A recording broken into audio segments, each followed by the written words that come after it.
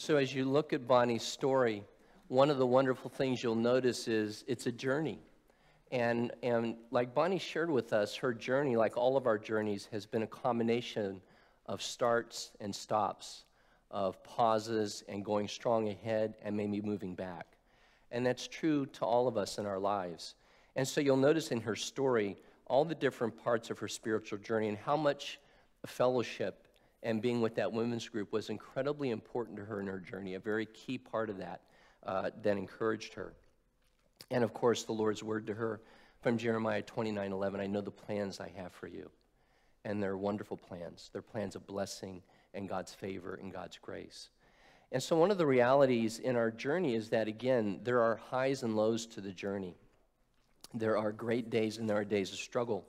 If you flip over your insert, you'll notice the particular devotional I decided to focus on over this past week is at the top. It's entitled Fast, Speeding Past Sorrow.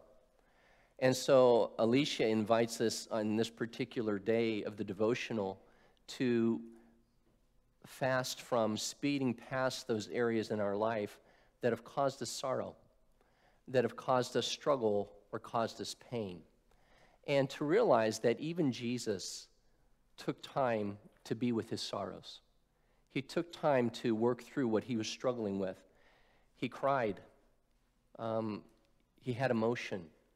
He was a human being in the fullest sense of the word. And so you'll notice in this particular devotional, she shares about the story when Jesus has heard that John the Baptist was beheaded. Jesus was in the midst of performing miracles. People were being healed. There was incredible stuff that was going on. And after he heard this news, it really shook him. Because you read here in Matthew 14:13 in your insert from the book, when Jesus heard what had happened, he withdrew by boat privately to a solitary place. See, in that moment when Jesus heard this news about his good friend John the Baptist being killed for the faith, it struck him very deep in his heart. He lost somebody that he cared and loved for and that loved and cared for him. And all of us know that whenever that happens in our life, it shakes us, as it should, because somebody who's very near and dear to us is gone now. And so Jesus, instead of kind of just bypassing it and continuing with the ministry and forgetting about it and saying, I'll deal with that later or I won't deal with that at all, I'm just kind of bury it, right immediately what he does is he withdraws from the ministry that's going on and he goes to a solitary place, like we all do, a place where he could grieve, a place where he probably cried before the Father, a place where he could pour his heart out to God and receive God's comfort in that moment, which he so deeply needed. And again, this is a quote that really touched me from this section that Alicia shares. Jesus set an example for us all to sit with our sorrow. He could have easily kept moving in an attempt to distance himself from sadness. Instead, Jesus sent everyone away and carved out space to pray in solitude. And so as part of our reflection today and over these coming days, or at least through the rest of this day, because there's others to do in the devotional, you'll notice there's a whole section in here for you where you get to write. It's called Carving Out Time for You. And in this moment, we're going to take a couple of seconds just for you. There's pencils in the pew. You might have a pen in your purse or wherever. I want you to take a moment to think about, to be open to what it is that you're maybe struggling with or that you feel sorrowful about. Even as I'm sharing about this right now, there might be a memory of someone or something that's coming to mind for you that you really haven't quite grieved through yet, and that the Lord is inviting you to do that. And some of you are saying right now, Father Joe, I really wish I would have slept in today. I thought I was done with this, but now it is coming back up. Why are you even bringing this up? I didn't want to face this. But you see, that's exactly what the fast is from. The invitation is to fast from speeding past sorrow. The fast is to enter into the struggle, the pain, the sorrow, that there might be healing. So let's take a moment right now. Get out your pencils. Make sure you take this with you because this is yours to have. And write down anything or anyone that's coming to mind for you right now as we carve out time for you that is still a place of sorrow for you, a place of tears, a place of struggle right now, whoever that might be, I just would invite you to write maybe the name of that person down, the situation, whatever, and let's give you a couple moments of silence to do that.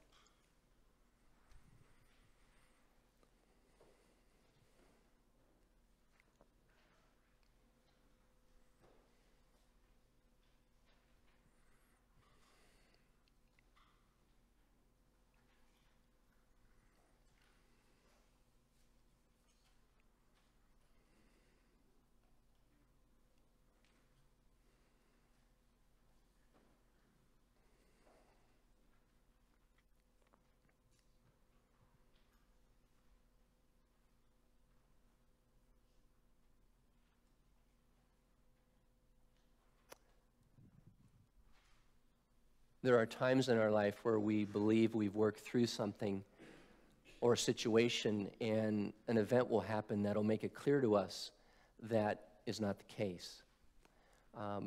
Last year in the summer, I had a chance to go on a men's retreat called Life Relaunch. It's a retreat that we've shared with you over a period of months and have encouraged you to go on, the men of this parish, because those of us who have had a chance to go have found it to be very powerful. Well, one particular moment on this retreat, completely unforeseen by me, completely out of the blue, as we were in a time of prayer and reflection just like this, a memory came back to mind for me about my sister. My sister's name was Lisa. And as a young baby, we were in the kitchen. I don't remember everything about the event. I just remember snapshots. And I was very young at the age at that time, might have been 3 or 4. She was a baby in her high chair. And she reached over and grabbed a cord and pulled a coffee pot over on her head. And it burned her so badly that she eventually died from that injury. And when that happened, obviously for me as a young child, there were a lot of feelings and a lot of emotions that I probably hadn't worked through.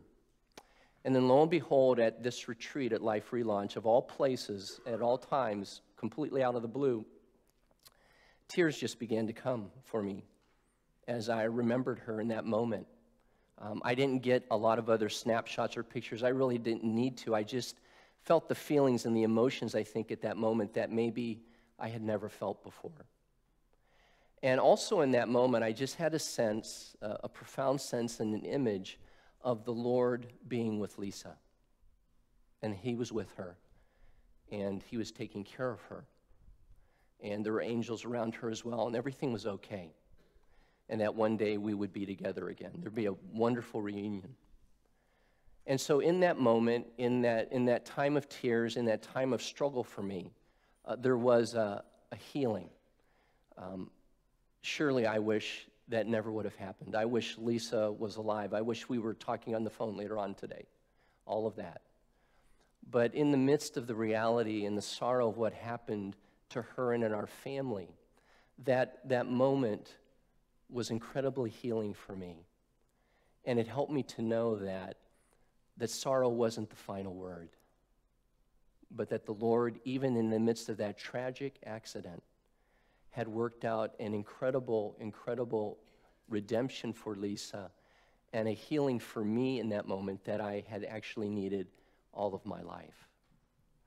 And so I share that with you here today to let you know that whatever tragedy it is that you may struggle with, whatever tears there may be in the depth of your spirit that you still need to cry, the Lord can find a way. The Lord can provide an opportunity for a healing and a grace and a love that is truly miraculous and phenomenal.